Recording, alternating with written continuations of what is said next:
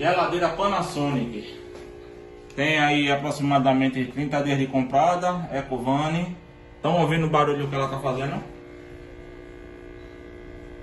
Não é um defeito, é um erro de projeto da geladeira. Toda vez eu tenho que fazer a mesma coisa. Eu puxo a geladeira.